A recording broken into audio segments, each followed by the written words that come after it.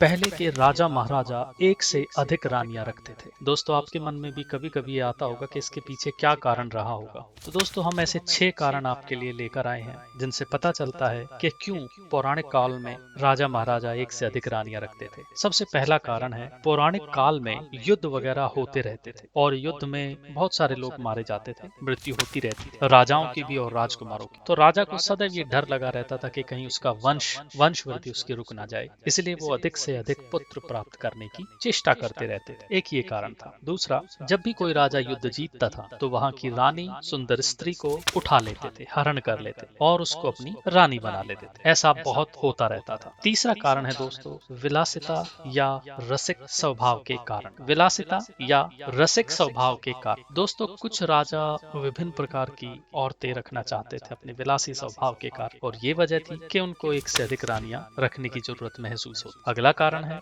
अपने प्रभाव के कारण। लोग राजा से रिश्ता जोड़कर गौरवान्वित महसूस करते थे। अपनी सुंदर कन्या को राजा के साथ विवाह करके उनको सम्मान महसूस होता था और उनका औहदा बढ़ जाता था। यही कारण था, जो चापलूस लोग होते थे वो किसी सुंदर कन्या को राजा के लिए रेफर कर देते थे या उनको बता देते थे, और फिर इस तरीके से उनके विवाह होते रहते थे। क्योंकि सुंदर स्त्रियों की कभी भी कमी नहीं होती है, हमेशा एक से एक सुंदर स्त्रियां समाज में हर काल में मौजूद रहती हैं और वो सिलसिला चलता रहता है। अगला कारण है महत्वपूर्ण, अज्ञानता के कारण। जब किसी राजा को कोई पुत्र या संतान की प्राप्ति नहीं होती थी तो वो सोचते थे कि मैं दूसरी शादी करूं, दूसरी रानी, तीसरी रानी, चौथी रानी, क्योंकि उनको पता नहीं होता था कि कमी राजा में है या रानी में है, और वो शादियां करते चले जाते थे। अगला कारण है प्रतिस्पर्धा, स्पर्धा और दिखावे के कारण। राजाओं में होड़ लगी रहती थी, एक दूसरे से अधिक सुंदर रानियां रख, और सुंदर स्त्रियों के रखने की कोई सीमा नहीं। वो सदैव भूख बढ़ती रहती थी और वो एक के बाद एक